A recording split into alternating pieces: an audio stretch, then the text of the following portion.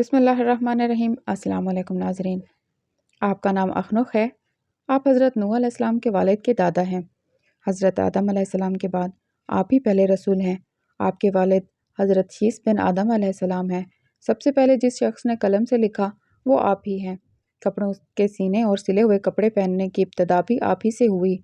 اس سے پہلے لوگ جانوروں کی کھال پہنتے تھے اور اسے استعمال کرتے تھے۔ سب سے پہلے ہتھیار بنانے، ترازو اور پیمانے قائم کرنے والے اور علم نجوم و حساب میں نظر فرمانے والے بھی آپ ہی ہیں۔ یہ سب کام آپ ہی سے شروع ہوئے۔ اللہ تعالیٰ نے آپ پر 30 صحیفے نازل فرمائے اور آپ اللہ تعالیٰ کی کتابوں کا باکثرت درس دیا کرتے تھے۔ اس لیے آپ کا لقب ادریس ہو گیا، اور آپ کا یہ لقب اتنا مشہور ہوا کہ بہت سے لوگوں کو آپ کا اصل نام معلوم ہی نہیں۔ قرآن مجید میں آپ کا نام ادریس ہی ذکر کیا گیا ہے۔ آپ کو اللہ تعالیٰ نے آسمان پر اٹھا لیا۔ بخاری و مسلم کی حدیث شریف میں آتا ہے کہ رسول پاک صلی اللہ علیہ وآلہ وسلم نے شب معراج میں حضرت ادریس علیہ السلام کو چوتھے آسمان پر دیکھا۔ حضرت کعب احبار رضی اللہ تعالیٰ عنہ وغیرہ سے مروی ہے، حضرت ادریس علیہ السلام نے ملک الموت سے فرمایا کہ مجھے موت کا مزہ چکھنا ہے۔ کیسا ہوتا ہے؟ تم میری روح کو قبض کر کے دکھاؤ۔ ملک الموت نے اس حکم کی تعمیل کی اور روح قبض کر کے اسی وقت آپ کی طرف لوٹا دی اور آپ زندہ ہو گئے۔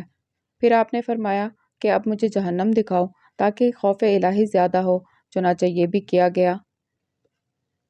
جہنم کو دیکھ کر آپ نے داروغہ جہنم سے فرمایا کہ دروازہ کھولو، میں اس دروازے سے گزرنا چاہتا ہوں۔ چنانچہ ایسا ہی کیا گیا اور آپ اس پر سے گزرے۔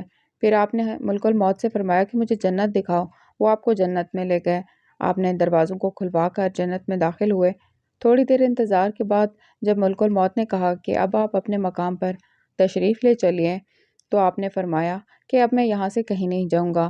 اللہ تعالیٰ نے فرمایا کہ کل نفس ذائقۃ الموت، تو میں موت کا مزہ چکھ ہی چکا ہوں۔ اور اللہ تعالیٰ نے یہ بھی فرمایا ہے کہ ہر شخص کو جہنم پر سے گزرنا ہے، تو میں وہ بھی گزر چکا۔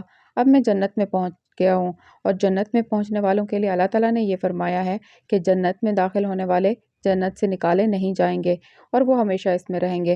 اب مجھے جنت سے چلنے کے لیے کیوں کہتے ہو؟ اللہ تعالیٰ نے ملک الموت کو وحی بھیجی کہ حضرت ادریس علیہ السلام نے جو کچھ کیا وہ میرے ہی اذن سے کیا ہے، اور وہ میرے ہی اذن سے جنت میں داخل ہوئے، لہٰذا تم انہیں وہیں رہنے دو، وہ جنت ہی میں رہیں گے۔ چنانچہ حضرت ادریس علیہ السلام آسمانوں کے اوپر جنت میں ہے اور زندہ ہے۔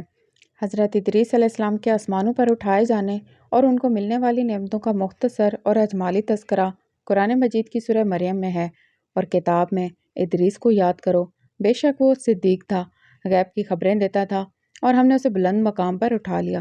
یہ ہیں جن پر اللہ تعالیٰ نے احسان کیا، غیب کی خبریں بتانے والوں میں سے آدم کے اولاد سے۔